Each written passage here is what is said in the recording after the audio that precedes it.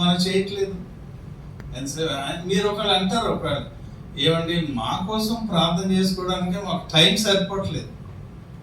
ఓ John, ఇక్కడ జాన్లు ఉన్నారా? ఉన్నా కూడా పర్లేదు, ఏమనుకోకండి. ఓ జాన్ ప్రార్థన చేస్తున్నాడు. ఏమనంటే, Lord bless me John and my wife Lily, bless my son Jacob and bless his wife Mary. ఫైనల్గా ఏమని ముగించాడు? Only these 4 and no more, amen అన్నాడు. యోహాను నా భార్య ఏమని చెప్పాను? లిల్లీ, నాకు ఒకడే కొడుకు. చాలా మంది ఒక కొడుకుతో ఆపేశారు. వాళ్ళకి దేవునికి సేవకులు కావాలనే విషయం మర్చిపోయారు. సో నా ఒక్కగానొక్క కొడుకు జాన్, ఏమన్నా పేరేం చెప్పాను? జేకబ్, యాకోబు, వాడి భార్య మరియా. మా నలుగురిని దీవించి ప్రభు ఇంకెవరిని ఎలా పోయినా మాకు అనవసరం, ఆమెన్ అన్నాడు. సో ప్రార్థనలు ఇలాగ అయిపోవడానికి కారణం ఏంటి? దేవుని యొక్క ప్రజలు, దేవుని యొక్క సంఘం ఒక శక్తివంతమైన పోరాడే యోధుల్లాగా ఎందుకు తయారు కాలేకపోయారు అనేది మనం ఆలోచించాలి. ఎఫ్సి పత్రిక ఫైనల్గా ఇందులో 6 అధ్యాయాలు ఉన్నాయండి. మరొకసారి ఎప్పుడైనా వివరాలు మాట్లాడతాను, కానీ 6వ అధ్యాయం గురించి మాట్లాడేటప్పుడు ఏమని నేర్పిస్తామంటే, నేర్చుకుని the church is a warrior అంట, ఎ సోల్జర్. ఏమన్నా అండి, క్రైస్తవ సంఘము పోరాడే ఒక యోధునితో సమానం అన్న. అలా ఉన్నాము మరి మనం. ఏమన్నా మనం ఎంతసేపు సూపర్ బజార్ లిస్ట్ లాగా తయారైపోయింది మనకి. ఏమండి, కళ్యాణి గారు లిస్ట్ రాస్తారు, ఇప్పుడు కదా ఇండియాలో ఒకళ్ళు ఉంటే ఒక లిస్ట్ రాస్తారు ఫస్ట్ రాగానే. కేజీ కందిపప్పు, కేజీ సరిపోతాము, కేజీ శనగపప్పు, కేజీ పెసరపప్పు, ఇంకేదో నూనె, షుగర్, ఇవన్నీ పట్టుకొని లక్ష్మణ్ గారు బజార్కి వెళ్ళాలి, షాప్లో ఆ లిస్ట్ ఇవ్వాలి. ఆ లిస్ట్ ఇస్తే వాడు అవన్నీ లిస్ట్ ప్రకారం ఇచ్చేస్తాడు, ఆ పట్టుకొని ఇంటికి వచ్చారు. ప్రార్థన ఈ రోజున క్రైస్తవ సంఘంలో, కుటుంబాల్లో ఈ కిరాణా లిస్ట్ లాగా అయిపోయింది. It's list of provisions. What ever you want, ask God and get them. ఇవాళ ఒక ప్రసంగం విన్నాను నేను. అందులో ఒక దైవజనుడు అంటాడు, ఒక టైంలో అమెరికా మారిపోయింది అంతా, అమెరికా కాదు ప్రపంచం అంతా మారిపోయింది. అందులో ఒక దైవజనుడు నేర్పిస్తున్నాడు, సో కాల్డ్ దైవజనుడు, name it and claim it అన్నాడు. నీకేం కావాలో చెప్పు, దేవునితో పొందేసుకో. దానికి ప్రార్థన పరిమితం చేస్తున్నాను. మీరు నన్ను క్షమిస్తే, I don't believe in so called prayer towers. ప్రార్థన శిఖరాలను పెట్టి ఎంత ప్రార్థన అయిందో నాకు తెలియదు, కానీ మనుషుల దగ్గర నుంచి అమాయక అడవుడు రాధా మనోహర్ దాస్ అడు వింటాడు, పంపించిన ప్రసన్న వాడు గొర్రెలను పేరు పెట్టుకున్నాం. ఈ గొర్రెల దగ్గర డబ్బులు తండుకోవడానికి వాడేసుకున్నారు ఈ ప్రార్థన శిబిరాలని. Very very sorry to say this. ప్రార్థన అంటే ఏంటో నేర్చుకోవడానికి ప్రయత్నించారు మనం. సరే, ఎందుకు ఇప్పుడు మనం ఎక్కడున్నాం అంటే ఎఫ్సి పత్రిక 6వ అధ్యాయం. ఎఫ్సి పత్రిక 6వ అధ్యాయంలో ఈ భాగంలో మనం చదివిన విషయాలు అలా దాటుకుంటూ వెళ్తే ఫైనల్గా 18వ వచనంలో ఏమంటాడంటే, ఆత్మ వలన ప్రతి సమయమునందును ప్రతి విధమైన ప్రార్థనను విజ్ఞాపనను చేయొచ్చు, ఆ విషయమై సమస్త పరిశుద్ధుల నిమిత్తమును పూర్ణమైన పట్టుదలతో విజ్ఞాపన చేయొచ్చు, మెలకుగా ఉండు అన్నాడు. నాకు భయం వేసింది. ఈ ప్రార్థన లేట్ అవుతుంటే ఫైనల్గా నేను ప్రార్థన ముగించేటప్పుడు ఆమెను అనేటప్పుడు ఎంతమంది ఆమెను అంటారా? ఎందుకంటే టైం అయిపోతుంది, అలసిపోయి వచ్చాం మనం. ప్రార్థన చేస్తూ మెలకువగా ఉండమంటాడు. వట్టి ప్రార్థన కాదు, ప్రార్థనను విజ్ఞాపనలు చేయాలి. సో విజ్ఞాపన అంటే ఏంటనేది మరొకసారి ఎప్పుడైనా మాట్లాడుకుందాం. ఎందుకు ప్రార్థన చేయాలి? ప్రార్థన ఏంటని చెప్పాను స్టార్టింగ్ లోనే. Prayer does not prepare us for a war, for an attack, but prayer itself is a war. అటువంటి ప్రాంతంలోకి మనం వెళ్ళగలగాలి. కానీ ప్రార్థన కేవలం మన అవసరాలు చెప్పుకోవడానికి మాత్రమే కాదనేది మనం మాట్లాడాం కదా. అసలు ఎవరు అలా ప్రార్థన చేయగలరు? దానికి ఒక 3 పదాలు మంచి దైవజనుడు, ఒక ఆయన పేరు నేను చెప్పను కానీ, ఒక మంచి దైవజనుడు నేర్పించిన ఒక పాఠాన్ని మీ ముందు నేను పెట్టాలని ఆశపడుతున్నాను. ఓకే అండి. ఇందులో 3 విషయాలు ఉన్నాయి. హూ కెన్ ప్రే అనేది మనం ఆలోచన చేయాలి. ఎవరు నిజంగా ప్రార్థన చేయగలరు ఏమండి? సో 3 పదాలు మీకు చెప్తాను నేను.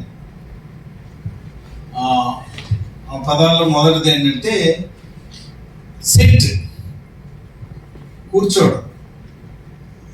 రెండో పదం ఏంటంటే వాక్, నడవటం. మూడవ పదం ఏంటంటే స్టాండ్. చాలా ఈజీ పదాలు. Sit, walk, stand. Sit, stand, walk కాదు. Sit, walk and stand. ఈ పదాలు మీకు ఎక్కడ కనబడతాయంటే ఎఫ్సి పత్రిక 2వ అధ్యాయంలో 6వ వచనంలో మనం ఒక పదం చూస్తాం పిల్లలు. లేక 6-7 కలిపి మనం చదివితే, క్రీస్తు యేసునందు దేవుడు మనకు చేసిన ఉపకారము ద్వారా అత్యధికమైన తన కృపా మహదైశ్వర్యమును రాబో యుగములో కనపరచు నిమిత్తము క్రీస్తు యేసునందు మనలను ఆయనతో కూడా లేపి పరలోకమందు ఆయనతో కూడా కూర్చుండబెట్టెను. ప్రార్థనకు మొదటి మెట్టు అసలు మన పొజిషన్ ఏంటో మనకు తెలియాలి. ఎక్కడ కూర్చుంటున్నాం మనం? ఏమండి, మీరు కింద కూర్చున్నా, కుర్చీలో కూర్చున్నా, సోఫాలో కూర్చున్నా, ఏమండి ఏసీలో ఉన్నా లేకపోయినా, ఒక విషయం మనకు దేవుడు ఇచ్చిన గొప్ప కృప ఏంటో తెలుసా ప్రియులారా? యేసు క్రీస్తు 2 సార్లు పదం ఉపయోగించాడు చూడండి. ఇన్ క్రైస్ట్ అన్నాడు. క్రీస్తు యేసు నందు 6వ వచనం ప్రారంభంలో, మళ్ళీ దాన్ని కంటిన్యూ చేస్తూ 7వ వచనంలో కూడా మళ్ళీ అదే మాట, క్రీస్తు యేసు నందు. దేవుడు మనల్ని ఏం చేశాడంట? బ్రతికించాడు. యాక్చువల్గా దీని ప్రారంభం ఎక్కడంటే మళ్ళీ 5వ వచనం, మనం పాపములో అపరాధములో పడి చచ్చిన వారమై ఉన్నప్పుడు దేవుడు ఏం చేశాడు? ప్రేమ చేత మనల్ని క్రీస్తుతో కూడా బ్రతికించాడు. ఆ బ్రతికించి ఆయన ఏం చేశాడు? మనల్ని ఆ యేసుక్రీస్తుతో పాటు పరలోకంలో మనల్ని కూర్చుని పెట్టాడు. ఇది ప్రతి క్రైస్తవ, నేను క్రైస్తవుడను క్రైస్తవురాలను అని చెప్పుకునే ప్రతి వ్యక్తికి, బాప్తిస్మం తీసుకున్నాడు కానీ చెప్పలేదు నేను, whoever claims himself or herself to be a Christian, నేను క్రైస్తవుడను అనేది ఎప్పుడు అవుతుందంటే ఈ అనుభవం వచ్చినప్పుడు. మొదట నేను పాపిని, నేను ఒక దేవునికి నేను ఎందుకు ఉపయోగపడని ఒక చచ్చిన శవంతో సమానం. అర్థమైందండి? చచ్చిపోయిన శవంతో మనకేం లాభం ఉంటుందా? అదే మేక ఊరు అయితే లాభం ఉంటుంది కానీ మనతో ఏముండదు. సో దేవుడు మనల్ని చూచేటప్పుడు మన పాపముల్లో అపరాధంలో మనం ఎలా ఉండిపోయాం? చచ్చిన వారమై. ఎక్కడ ప్రారంభమైంది ఇది? ఆదికాండం 2వ అధ్యాయం. ఆదికాండం 2వ అధ్యాయంలో 17వ వచనంలో దేవుడు అంటాడు, ఈ తోట చెట్లలో దేని ఫలం అన్నా మీరు తినొచ్చు కానీ ఇదిగో ఇక్కడ చెట్టు పెట్టాను మధ్యలో, ఈ వృక్ష ఫలము తిను దినమున నీవు నిశ్చయముగా చచ్చేదు అన్నాడు. సో ఇప్పుడు ఆదాము హవ్వల బాధ్యత ఏంటి? శుభ్రంగా అన్ని తినొచ్చు కానీ ఒక్కటి మాత్రం తినడానికి వీల్లేదు. కానీ వీరి దృష్టి అంతా దేని మీద ఉంది? దాని మీదే ఉంది. దాన్ని అదునుగా చూసుకొని సాతాను వచ్చి, తినండి ఏం పర్లేదు, మీ దేవుడు అబద్ధం చెప్పాడు మీకు. యేసు ప్రభువారు తన గురించి మాట్లాడుతూ యోహాను సువార్త 14వ అధ్యాయంలో 6వ వచనంలో ఏమన్నారు? నేనే మార్గమును, నేనే సత్యమును, నేనే జీవమునై ఉన్నానని చెప్పారు. God is truth, Christ is truth. ఆ సత్యుడైన దేవుణ్ణి వీడు ఎలా మార్చాడు? ఇప్పుడు అబద్ధికునిగా చేసి. వీరు ఏది నమ్మారు? అసలు అబద్ధం చెప్పేవాడు ఎవడు? యేసు ప్రభు వాడిని బాగా వాడి గురించి వివరించాడు. మీ తండ్రి వాడు అబద్ధికుడు, అబద్ధమునకు జనకుడు అన్నాడు. యోహాను సువార్త 8వ అధ్యాయం మీకు జ్ఞాపకం ఉంది. సో వాడేమో అబద్ధికుడు, వాడు బ్రతుకంతా అబద్ధమే. ఇప్పుడు వాడు వచ్చి దేవుని గురించి ఏం చెప్పాడు? మీరు నమ్మిన తండ్రి అబద్ధికుడు అన్నాడు. అతను నిజం చెప్పలేదు. మీరు వాడు ఏమన్నాడంటే 3వ అధ్యాయంలో మీరు చావనే చావరు. పిల్లలు దేవుడు అంత ఖచ్చితంగా మీరు చస్తారా బాబా తింటే అని చెప్తే ఆ మాట వారు నమ్మలేదు. అబద్ధాన్ని పట్టుకొని చావనే చావరంటే తినేసిందాం. ఇప్పుడు లేడీస్ చెప్పకూడదు, జెంట్స్ చెప్పాలి నాకు జవాబు. దేవుడు అంత ఖచ్చితంగా చెప్పినప్పుడు ఓని ఆడవాళ్ళని ఏమంటారు మన ఆంధ్రాలో? అబలలు అంటారు. ఏదో బలహీనతలు ఆవిడ తినేసింది. మరి మనోడు బలవంతుడు కదా, మరి ఆయన ఏం చేయాలి? అసలు నా దగ్గరికే రావద్దని ఆ దూరాన్ని ఆపాలా? ప్రేమ మంచి ప్రేమగా ప్రేమతో తినేసాడు అంటున్నారు ఆయన. అవన్నీ ఉద్రేకం మాటలు. కానీ యాక్చువల్ రీజన్ ఏంటో చెప్పడానికి ట్రై చేయండి. ఆదాము ఆ పండును తినడానికి అతన్ని ప్రేరేపించింది ఏంటి? కేవలం అది మిల్టన్ అలా రాశాడంట, బ్రతికినా చచ్చినా నీతోనే అని తినేసాడు ఆదాము అని.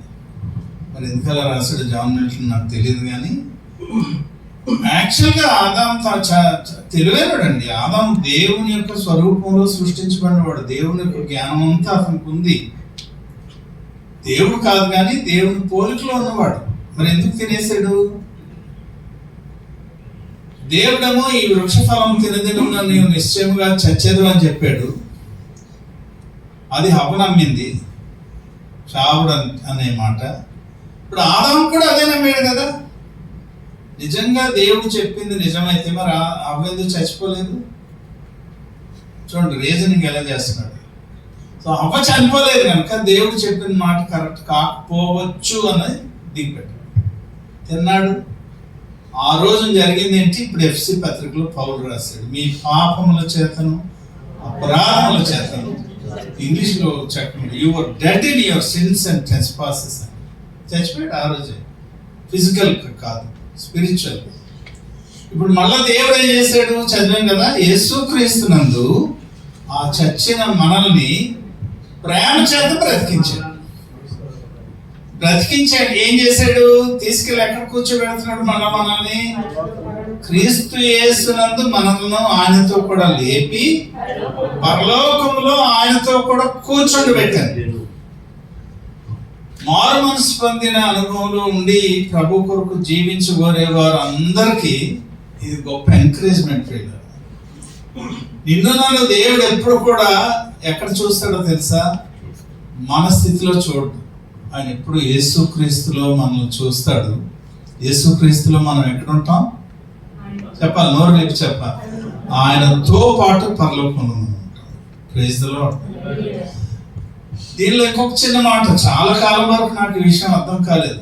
దైవజనులు నేర్పిస్తుంటే నెమ్మదిగా నేర్చుకునే విషయం ఏంటంటే, మనం ప్రార్థన చేయడానికి మోకరించిన ప్రతిసారి మనం ఎక్కడ ఉంటాం తెలుసా ప్రియులారా? ఎక్కడ ఉంటాం చెప్పండి? ఇంతవరకు విన్న దాని ప్రకారం ఏమండి మాతి గారు? ఆయన కృపా సింహాసనం దగ్గర ఉంటాం. మీరు రాజోల్లో ఉన్నా, మీరు రాజమండ్రిలో ఉన్నా, మీరు విశాఖపట్నంలో ఉన్నా, ఎక్కడ చెన్నైలో ఉన్నా, ఎక్కడున్నా సరే మీరు మోకరించి ప్రార్థించిన ప్రతిసారి కూడా మీరు ఎక్కడికి వెళ్ళిపోతున్నారు? దేవుని సముఖంలోకి వెళ్ళిపోతున్నారు.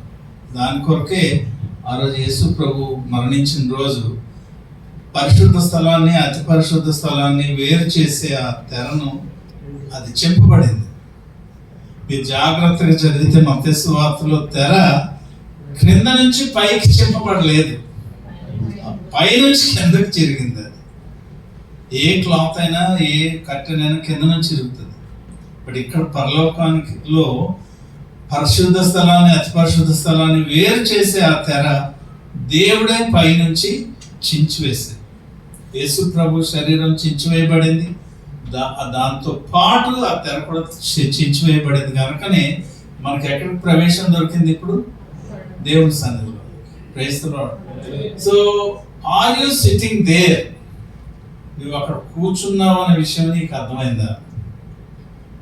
మనం చాలా సార్లు మన స్పిరిచువల్ లైఫ్లో, ఆత్మ సంబంధమైన జీవితంలో ఏదో ఒక బలహీనతలోనే పడిపోతుంటాం.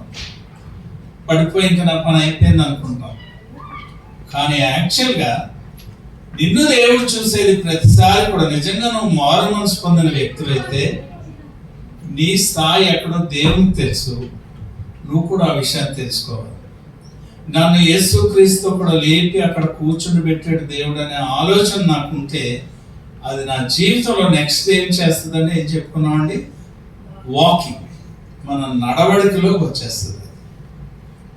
నేను అది మర్చిపోయాను అనుకోండి నా స్థానాన్ని, అప్పుడు ఏం చేస్తాం నేను చాలా పాత రోజుల్లో వైజాగ్లో ప్రైవేట్ సిటీ బస్సులు ఉండేవి. ఆ బస్సుల్లో చాలా స్ట్రిక్ట్గానే డబ్బులు కలెక్ట్ చేసేవారు. కానీ సడన్గా మేము డ్యూటీకి వెళ్తుంటే ఒకడు తేప కాచుకుంటూ ముద్దుగాడు, మంచి బలమైన మనిషి, లావు ఉండేవాడు, సడన్గా బస్సు ఎక్కేసేవాడు. వాడు ఎక్కి కూర్చొని మళ్ళీ డబ్బులు అడుక్కునేవాడు.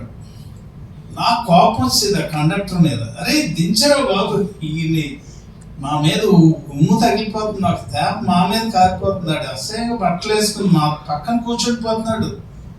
కండక్టర్ నెమ్మదిగా నా చెవులో చెప్పాడు, సార్ ఇది మా ఓనర్ సార్. అంటే ఓనర్ కొడుకు. అర్థమైందండి. వాడు భయంకరమైన పరిస్థితిలో ఉన్నాడు. ఎందుకంటే వాడు మెంటలీ రిటార్డెడ్, అడుక్కుని పరిస్థితికి వచ్చేస్తున్నాడు. కానీ వాడు ఎవడట? ఓనర్ కొడుకు. మనం కూడా ఓనర్ కొడుకులు అండి, కూతుర్ని. యోహాను 1:12 దేవుడు చెప్పిన మాట ఏంటండి? రాయించిన మాట, యేసుక్రీస్తుని ఎందరైతే అంగీకరించారో, ఎవరైతే ఆయన నామమునందు విశ్వాసం ఉంచారో వారందరికీ ఏమి రైట్ ఇచ్చాడండి? Authority and right. ఏమని? నువ్వు దేవుని కుమార్తెవు, దేవుని కుమారుడు. అది అప్పుడప్పుడు మర్చిపోతుంటాం. దేవుని కుమారుడు, దేవుని కుమార్తె ఎక్కడ కూర్చుంటారు? దేవుని పక్కనే. అంతేనా కాదా? ప్రియమైన దేవుని బిడ్డలారా, మనం అక్కడ కూర్చోవలసిన వాళ్ళం. ఆ స్థాయి కనుక మనకు అర్థమైతే నెక్స్ట్ జరుగుతుంది అంటే ఒకసారి చూద్దాం పిల్లలు. ఎఫ్సీ పత్రికలో 4వ అధ్యాయంలో 17వ వచనం నేను చదువుతున్నాను, చూడండి. కాబట్టి అన్యజనులు నడుచుకున్నట్లు మీరిక మీదట నడుచుకొనవలదని ప్రభువునందు సాక్ష్యం ఇచ్చుచున్నాను, లేక హెచ్చరిస్తున్నాను అంటాడు. సో దేవుని బిడ్డలమైన మనం ఇప్పుడు ఎవరిలో నడవాలి? అక్కడ అన్యజనులు అంటే దేవుని వాగ్దానాలు, దేవుని నిబంధన తెలియని ప్రజలు. ఇప్పుడు ఎవరు? యేసుక్రీస్తుని అంగీకరించిన వారందరూ కూడా, మనం కూడా అన్యజనులమే, కానీ ఇప్పుడు అంగీకరించిన వారమయ్యాం, దేవుని బిడ్డలమయ్యాం. దేవుని బిడ్డలు కాని వారు నడిచినట్టు మనం నడవడానికి వీల్లేదు. మీరు అప్పుడప్పుడు యూట్యూబ్లో షార్ట్స్ చూస్తున్నారు అనుకుంటున్నాను. ఈ మధ్య ఒక అంగీలు వేసుకొని ఇద్దరు పాస్టర్ గారు ఒక కుర్రాన్ని కూర్చోబెట్టి స్కూల్ మీద, పాస్టర్ గారులే ముందు పసుపులు రుద్దుతున్నారు. ఏమండి, పాస్టర్ గారులే డ్యాన్సులు నడుము ఊపుకొని మరి డ్యాన్స్ వేసేస్తున్నారు. ఏమండి, అరే వీరు ఎవరిలో నడుస్తున్నారండి? దేన్ని ఆధారం చేసుకుని నడుస్తున్నారండి వీళ్ళు? అర్థమైందండి. మొట్టమొదటిది కూర్చోవడం అనేది యేసుక్రీస్తులో దేవుడు మనకి ఇచ్చిన స్థాయి. రెండవది, ఈ లోకంలో మనం నిజంగా దేవుడు కూర్చోబెట్టిన స్థాయిలో ఉంటే మన తోటి వారితో నడిచే నడవడిక, మనతో సహవాసం లేక మనతో పని చేసేవారు. మీరు చాలా మంది దేవుని అరిగిన ప్రజలతో పనిచేస్తుంటారు కదండి. వారు రకరకాల యాక్టివిటీస్లో ఉంటారు. నేను నా పిల్లలకు మాట చెప్పేవాడిని చిన్నప్పుడు, మీకు దుబాయ్లో కాపింగ్లు అవి చేయడానికి అవకాశం ఉండదు కదా? ఉంటుందా? ఉంటుందా? అయితే దుబాయ్ తేడా లేదన్నట్టు ఇండియాకి. స్లిప్పులు రాయడం, కాపీలు చేయడం. నా పిల్లలకి ఎప్పుడు ఏం చెప్పేవాడిని తెలుసండి, మీరు దేవుని బిడ్డలు, వినండి, మీరు దేవుని బిడ్డలు, పరీక్షలకు వెళ్తున్నారు, ఎవరిది మీరు చూసి కాపీ కొట్టకండి. ఒకవేళ తక్కువ మార్కులు వచ్చానో లేకపోతే ఫెయిల్ అయిపోతే నేను ఒంటి మీద ఒక్క దెబ్బ కూడా అయిందన్న. అడగండి, నా కొడుకుని ఎప్పుడైనా ఫెయిల్ అయితే కొట్టానేమో. అక్కడ ఫెయిల్ అవ్వలేదు లేకపోండి, పిల్లలు ముగ్గురు ఎక్కడ ఎప్పుడు పెద్దగా ఫెయిల్ అవ్వలేదు, కానీ ఒకవేళ ఫెయిల్ అయినా కొట్టలేదండి నేను. కారణం ఏంటి తెలుసా, మీరు దేవుని బిడ్డలు, మీరు చూసి కాపీ కొట్టడానికి వీలేదు. అంతేకాదు, మీరెవరికి కాపీ కూడా చూపించకండి. మా పాప 10th క్లాస్ రాయడానికి వెళ్తే నేను దిగబెట్టాను. ఆ ప్రిన్సిపాల్ వచ్చి చెప్తున్నాడు, నీ ఫ్రెండ్ ఉంది కదా, అది నీ వెనకాల ఉంటుంది కదా, నాకు చూపించు కొంచెం అని. నేను చెవులు గట్టిగా చెప్పాను, మా అమ్మ ఎట్టి పరిస్థితుల్ని చూపించడానికి వీలేదు. అది చిన్న విషయం అండి. ఒకటి, అన్ని విషయాల్లో ప్రియులారా, మనతో ఉండే తోటి పనివారు, లేకపోతే మనతో చదువుకునేవారు, లేకపోతే మన వీధిలో ఉన్నవారు, మన పక్కింట్లో ఉండేవారు, వారు మనల్ని చూడగానే వీరికి మాకేదో తేడా ఉందని వారికి తెలియాలి. వారు అది మనల్ని అడిగే ప్రయత్నం చేసేలాగా మన జీవితాలు. ప్రార్థన గురించి మాట్లాడుతున్నాం కనుక ఒక చిన్న విషయం తప్పకుండా మీకు చెప్పాలి. నేను 1960 ఆ ప్రాంతంలో 60s ఇండోనేషియా